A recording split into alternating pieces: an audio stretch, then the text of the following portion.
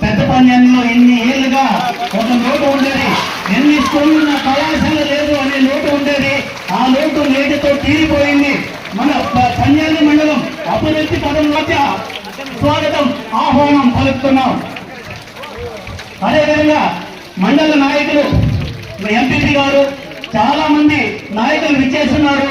ప్రతి ఒక్కరికి కూడా అధికారులకి విచ్చేసినటువంటి కార్యకర్తలకి, విద్యార్థుల తల్లిదండ్రులకి, విద్యార్థులకు అందరికీ స్వాగతం సుస్వాగతం తెలియజేస్తున్నాం. ప్రస్తుతం వేదికను అలంకరించవలసిందిగా కోరుతున్నాము. అదేవిధంగా కార్యక్రమంలో భాగంగా పెద్దపల్లి సర్పంచ్ గారిని వేదికపైకి రావాల్సిందిగా ఆహ్వానిస్తున్నాము.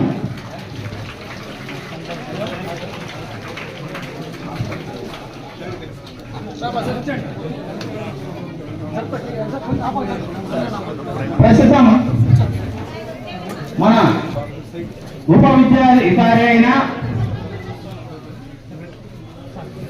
ఉప విద్యాశాఖ అధికారి గారిని వేదికపైకి రావాలని ఆహ్వానిస్తున్నాం సౌకర్యంతో. పెద్దపల్లి మండల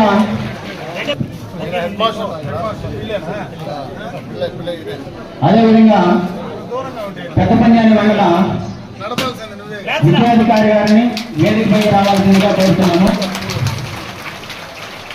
పెద్దపల్లి మండల విద్యాధికారి రెండవ విద్యాధికారి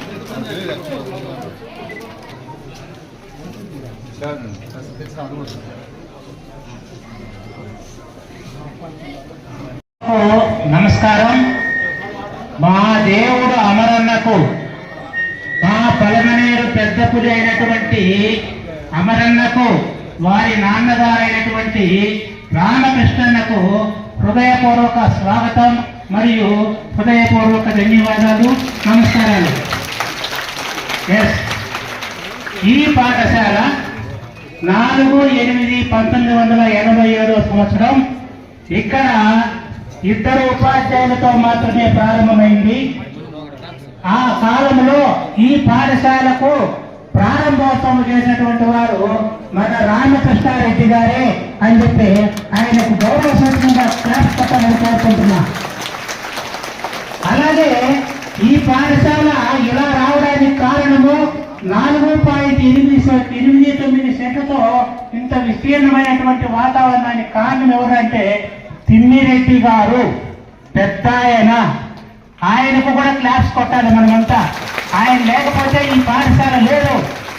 87వ సంవత్సరం వచ్చినప్పుడు 2 ఉపాధ్యాయులు, నేను 6వ ఉపాధ్యాయుని ఇక్కడికి వస్తే ఎవ్వరూ కానీ స్కూల్కి ఇవ్వలేదు. వాళ్ళ ఇంటిని ఇచ్చేసి 2 ఉపాధ్యాయులతో 125 మంది విద్యార్థులతో ప్రారంభమైనటువంటి ఈ పాఠశాల ఇప్పుడు ఎలా అయితే మన రాష్ట్రము కర్నూలు నుంచి హైదరాబాద్ పోయి హైదరాబాద్ నుంచి మళ్ళా అమరావతికి వచ్చిందో అలాగా 2009లో ఇక్కడికి వచ్చింది. 1994లో రోడ్లోకి వెళ్ళింది. అటువంటి గొప్ప పాఠశాల 97లో మనకు సెంటర్ రావడంతో గొప్పగా పుంజుకొని 125 మంది విద్యార్థులు ఉన్నటువంటి పాఠశాల ఇప్పుడు 600కు పైగా వచ్చింది. ఈ సందర్భంలో మనకు గట్టిగా క్లాసులు కొట్టాలి. ఎందుకంటే చిత్తూరు నడిపొట్టున ఉండేటువంటి పీసీఆర్ ప్రభుత్వ పాఠశాలలో కూడా 500 పైన స్ట్రెంత్ లేదు. ఒకప్పుడు 4000 మందితో ఉన్నటువంటి పాఠశాల 72 మంది ఉపాధ్యాయులతో ఉన్నటువంటి పీసీఆర్ ప్రభుత్వ ఉన్నత పాఠశాల కంటే కూడా ఇక్కడ అడ్మిషన్లు ఎక్కువ జరుగుతున్నాయి. కాబట్టి ఈ పాఠశాలలో మనం డెవలప్ చేయాలి. అలాగే ఇక్కడ ఎంపీసీ సిఈసి గ్రూపును సెలెక్ట్ చేసుకున్నాం స్కూల్ ప్లస్గా. ఇందులో 20 మంది సిఈసి గ్రూప్లో చేరారు, 7 మంది ఎంపీసీ గ్రూప్లో చేరారు. మా ఉపాధ్యాయులంతా కష్టపడి అన్ని విలేజ్ల్లో తిరిగి అంతమందిని సేకరించగలిగినాం. అలాగే ఇక్కడ మైనారిటీ స్టూడెంట్స్ అయినటువంటి ముస్లిం అమ్మాయిలు 10వ క్లాస్ పాస్ అయితే బయట పోవడం లేదు. అటువంటి విద్యార్థులంతా కూడా ఈ ఊర్లోనే ఉండే పాఠశాల చక్కగా చదువుకోవాలి అంటే తప్పనిసరిగా మీ పాఠశాల ఈ స్కూల్ ప్లస్ అనేది ఇక్కడ ఉండాలి. పెద్ద పంజాబీ అంటే పంచ పాండవులు ఉన్నటువంటి పంజాబ్ అంటే. సభ్యులు, సర్పంచ్ గారు, ఎంపీటీసీ గారు, ఉప సర్పంచ్ గారు, వేదిక పైనటువంటి అధికారులు, ఈ యొక్క పాఠశాల ప్రధానోపాధ్యాయులు పిళ్ళే గారు, డిప్యూటీ డిఈఓ గారు, ఎంఆర్ఓ గారు, ఎంపీడీఓ గారు, ఇతర అధికార బృందానికి, ముఖ్యంగా ఈరోజు ఈ కార్యక్రమానికి చేసినటువంటి పెద్ద పంజాని మండల సోదర సోదరి మండలందరికీ కూడా పత్రికా విలేకరులకు నా హృదయపూర్వక నమస్కారం. అదేవిధంగా బాలబాలికలకు నా ఆశీస్సులు. ఈరోజు పెద్ద పంజాని మండల హెడ్ క్వార్టర్లో హై స్కూల్ నుంచి జూనియర్ కళాశాల +2 సంబంధించినటువంటి కాలేజీని మనం ఇక్కడ ప్రారంభోత్సవం చేసుకోవడం చాలా సంతోషం. ఇప్పుడే మీ ప్రధానోపాధ్యాయుల వారు ఈ పాఠశాల గురించి ఎప్పుడు ఇక్కడ పాఠశాల స్థాపించారో, ఏ రకంగా ఇక్కడికి ఆ పాఠశాల వచ్చిందని మీ ప్రధానోపాధ్యాయులు కూడా చెప్పడం జరిగింది. 1987లో ఇది ఒక్కటే మనకు ప్రభుత్వ హై స్కూల్ ఈ మండలంలో. అప్పుడు నేను ఇక్కడ మండలంలో గ్రామ పంచాయతీ సర్పంచ్ని, వీరప్పల్లి గ్రామ పంచాయతీ సర్పంచ్గా ఉన్నా. మా తండ్రి గారు శాసనసభ్యులుగా ఉన్నారు. ఆనాడు ఇక్కడ ప్రభుత్వ హై స్కూల్ రావడానికి ప్రధాన కారణం కీర్తిశేషులు ఆనాటి మంత్రి మరి పెద్దలు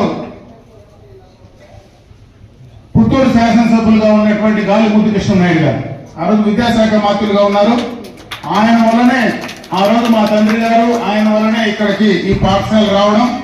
ఎప్పటి నుంచినా కూడా మన మండల ఆఫీస్ పక్కనే ఒక ప్రైవేట్ దాంట్లో చాలా సంవత్సరాలు ఇక్కడ మనం ఏర్పాటు చేసుకుంటే ఎక్కడ జాగా ఇచ్చే పరిస్థితి లేదు. చాలా సందర్భాల్లో నేను శాసనసభ్యుడు అయిన తర్వాత కూడా చాలా సందర్భాల్లో కూడా ప్రయత్నం చేశాం.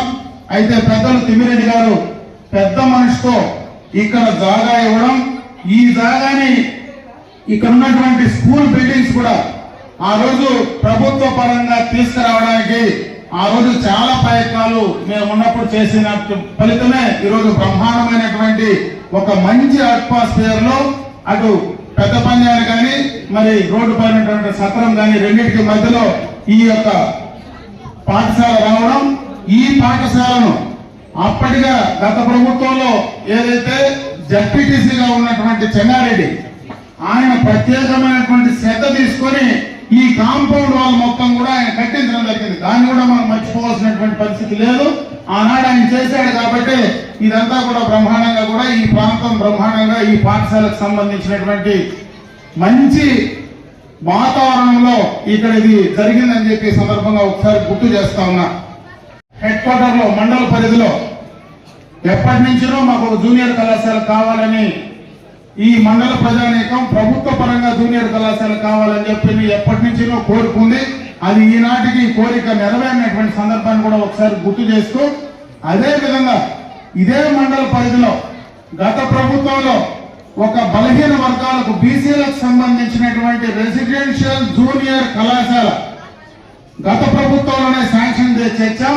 ఆ రోజు అది రాయలపేటలో ఒక ప్రైవేటు బిల్డింగ్ లో గత ప్రభుత్వంలోనే కూడా మనం కొన్ని రోజులు నడిపాం. ప్రభుత్వం మారిన తర్వాత దాన్ని మళ్ళీ శంకర్రాయలపేటకు అక్కడ కూడా బాడికే ఈ రోజు అక్కడ రెసిడెన్షియల్ జూనియర్ కళాశాల నడుపుతా ఉన్నారని చెప్పి సందర్భంగా గుర్తు చేస్తా ఉన్నా. గత ప్రభుత్వంలోనే దాదాపు 17 కోట్ల రూపాయలతో ఇదే పెద్ద పంజాబ్ నుంచి మనకు లింగాపురం మధ్యలో దాదాపు ల్యాండ్ కూడా మనం తీసుకున్నాం, జాగా ఇచ్చాం, 17 రూపాయలు జీవో కూడా ఇచ్చాం. అయితే ఈ రోజు దాకా కూడా అది కార్యరూపం దాల్చలేదు. ల్యాండ్ కూడా టేకన్ ఓవర్ అయింది, హ్యాండ్ ఓవర్ టేకన్ ఓవర్ అయింది. మొన్ననే ముఖ్యమంత్రి గారితో మొట్టమొదటగా దాన్ని మళ్ళీ కూడా ఒక పక్కా బిల్డింగ్స్ తో ఒక రెసిడెన్షియల్ జూనియర్ కళాశాల బీసీలకు సంబంధించి ఈ మండలంలో ఎక్కువ బీసీలు ఉన్నారు కాబట్టి వాళ్ళకు సంబంధించి ఒక రెసిడెన్షియల్ జూనియర్ కళాశాల వస్తే ఒక పక్క ఇటు ఒక పక్క అటు 2 కళాశాలలు మనకి ఇక్కడ ఉంటే ఈ మండలంలో భవిష్యత్తులో చదువుకొని ముందుకు రావడానికి మంచి అవకాశాలు ఉంటాయనేటువంటి ఆలోచనతో కూడా కార్యక్రమాన్ని తీసుకోవడం జరిగిందని చెప్పి ఈ సందర్భంగా మీకు అందరికీ కూడా తెలియజేసుకుంటూ, ఇదే విధంగా ఈ పాఠశాల ఇంకా ముందుకు వెళ్ళాలా, ఇంకా బాగా ఇక్కడ చదువుకున్నటువంటి విద్యార్థులు, ఎందుకంటే చెప్పారు అప్పుడే ఇక్కడ స్ట్రెంత్ కూడా చాలా ఎక్కువ స్ట్రెంత్ ఉంది. ఈరోజు చిత్తూరు పట్టణంలో ఉండేటువంటి జూనియర్ కళాశాల కంటే పెద్ద పంజాబీలో ఉండేటువంటి జూనియర్ కళాశాలలో ఎక్కువ స్ట్రెంత్ ఉందని కూడా చెప్పడం జరిగింది. దానికి ఒక ప్రభుత్వ హై స్కూల్లో ఇంతమంది పిల్లలు రావడం అనేది ఈ రోజు ఉన్నటువంటి ప్రైవేట్ కాలేజీలతో కాంపిటీషన్ లో ఒక ప్రభుత్వ పాఠశాల ఇంతమంది రావాలంటే దానికి ప్రధాన కారణం ఇక్కడ ఉన్నటువంటి ఉపాధ్యాయులు అని చెప్పి సందర్భంగా కూడా నేను తెలియజేసుకుంటున్నా. ఎందుకంటే ఈరోజు మనం చూస్తా ఉన్నాం చాలా చోట్ల కాంపిటీషన్ విపరీతంగా ఉంది. గ్రామాల్లో మనందరికి కూడా ఆదాయం కూడా పెరిగింది. ఈరోజు బయటకు పంపించి చదువు చెప్పించుకునేటువంటి శక్తి చాలా మందికి గ్రామాల్లో అక్కడ ఉన్నటువంటి పాఠశాల కంటే కూడా ప్రైవేట్ పాఠశాలకు పంపించి ఈ రోజు ఆ స్కూల్స్ కూడా ప్రైవేట్ మేనేజ్మెంట్ అదే గ్రామంలోకి ఈ రోజు బండ్ అంటే బస్సులు వ్యాన్లు పంపించి పిల్లలు తీసుకొని చదివిస్తా ఉంటే అక్కడ వాళ్ళు బాగా చదువుకుంటారనేటువంటి ఆశతో చాలా మంది ఈ రోజు బయటకు పంపించేటువంటి పరిస్థితుల్లో ఒక ప్రభుత్వ పాఠశాల ఇంత బ్రహ్మాండంగా ఉంటే దీనికి అప్రిషియేట్ చేయాలా, దీనికి అన్ని రకాలుగా ప్రభుత్వ పరంగా ప్రజాప్రతినిధుల పరంగా సహకరించాలని చెప్పి నేను ఈ సందర్భంగా మరొకసారి అందరినీ కూడా కోరుకుంటా ఉన్నా. ఎందుకంటే విద్య ప్రభుత్వంలో మనం ప్రభుత్వ పాఠశాలలో చదువు నేర్చుకున్నటువంటి వాళ్ళు ఎంతో మంది పైకి రావడం కూడా జరిగింది. ప్రభుత్వం కూడా దానికి ప్రోత్సహిస్తా ఉంది. మళ్ళీ కూడా ఈ రోజు వచ్చినటువంటి కొత్త ప్రభుత్వం మన ముఖ్యమంత్రి చంద్రబాబు నాయుడు గారు తల్లికి వందనం కార్యక్రమం కూడా త్వరలోనే కూడా స్టార్ట్ చేయబోతా ఉన్నారు. దానికి సంబంధించి పిల్లలు చదువుకోవడానికి మంచి అవకాశాలు కలిగేటువంటి పరిస్థితి ఉంది. ఈ రోజు ప్రభుత్వ పరంగా కూడా ఎక్కువ ఎవరైతే ప్రభుత్వ పాఠశాలల్లో చదువుతారో వాళ్లకు ప్రయారిటీ ఇచ్చి ప్రభుత్వ పాఠశాలలో చదివేటువంటి పిల్లలకు ఎంత మంది ఉంటే అంత మందికి దాన్ని ఇవ్వగలిగితే ఇంకా ఎక్కువగా కూడా ప్రభుత్వ పాఠశాలలో పిల్లలు వచ్చేటువంటి అవకాశం ఉంటుందనేటువంటి విషయాన్ని కూడా మరి ప్రభుత్వానికి చెప్పే ప్రయత్నం ఈ ప్రాంత ప్రజా ప్రతినిధిగా చెప్పే ప్రయత్నం ఖచ్చితంగా కూడా చేస్తానని చెప్పి సందర్భంగా తెలియజేసుకుంటాను. ఎందుకంటే ఈరోజు కాంపిటీషన్, ఇటువంటి కాంపిటీషన్ లో ఇంకా ప్రభుత్వ పాఠశాలలు ముందుకు రావాలంటే గత ప్రభుత్వంలో కూడా కొన్ని కార్యక్రమాలు చేసి ఉండొచ్చు. నాడు కేంద్ర, నాడు నేడు కింద రకరకాలుగా కేంద్ర ప్రభుత్వం నుంచి విద్యాశాఖకు ఇబ్బడి ముబ్బడిగా కావలసినటువంటి నిధులు ఈ రోజు గవర్నమెంట్ ఆఫ్ ఇండియా నుంచి గవర్నమెంట్ ఆఫ్ ఆంధ్రప్రదేశ్ కూడా రెండు ఖర్చు పెట్టేటువంటి పరిస్థితి ఉంది. దాన్ని అక్కడ ఉన్నటువంటి మౌలికమైనటువంటి సదుపాయాలన్నీ కూడా చేయాల్సినటువంటి అవసరం ఉంది. ఈ రోజు చాలా చోట్ల చాలా పరిశ్రమలు, ఇండస్ట్రీస్ ఉన్నాయి, బ్యాంక్స్ ఉన్నాయి. వాటికి సిఎస్ఆర్ ఫండ్స్ కూడా చాలా చోట్ల ఖర్చు పెట్టేటువంటి పరిస్థితి లేకుండా కరెక్ట్ గా ఆ యొక్క కార్యక్రమాన్ని వాళ్ళ దృష్టికి తీసుకెళ్లేటువంటి పరిస్థితి కూడా లేనటువంటి సందర్భంలో ఎక్కడైనా ప్రభుత్వానికి సంబంధించినటువంటి ప్రాథమికోన్నత పాఠశాలలు ఎక్కడైనా ఉంటే అక్కడ డ్రింకింగ్ వాటర్ కానీ మౌలికమైనటువంటి సదుపాయాలు కానీ వాటిని చేయాలంటే ఒక ప్రభుత్వమే కాకుండా ఆ గ్రామంలో ఉన్నటువంటి ఎన్ఆర్ఐస్ కానీ ఆ ప్రాంతంలో ఉండేటువంటి పరిశ్రమలకు సంబంధించినటువంటి సియాస్ నిధులు కానీ అవి రెండూ కూడా తీసుకొని కొంతవరకు చేయగలిగితే ఇంకా కూడా ప్రభుత్వ పాఠశాలలు మెరుగైనటువంటి సౌకర్యాలు కల్పించేటువంటి పరిస్థితి వస్తుందని చెప్పి కూడా ఈ సందర్భంగా తెలియజేసుకుంటూ ఆ విధంగా ప్రజాప్రతినిధులందరూ కూడా ముందుకు వెళ్ళాలా. గ్రామాల్లో ఉన్నటువంటి మరి విద్యార్థుల తల్లిదండ్రులు కానీ గ్రామస్తులు కానీ దాన్ని ముందుకు తీసుకెళ్లాలని చెప్పి నేను ఈ సందర్భంగా వాళ్ళని కూడా కోరుకుంటూ ఈ రోజు ప్రభుత్వం నుంచి పిల్లలకు సంబంధించినటువంటి కిట్స్ ఏవైతే స్కూల్ బ్యాగ్స్ కానీ షూస్ కానీ అటువంటి కిట్స్ ఏవైతే ఉన్నాయో అవి కూడా ఈ రోజు వాళ్ళకి ఇచ్చేటువంటి కార్యక్రమాన్ని మన నియోజకవర్గంలో కూడా మొదలు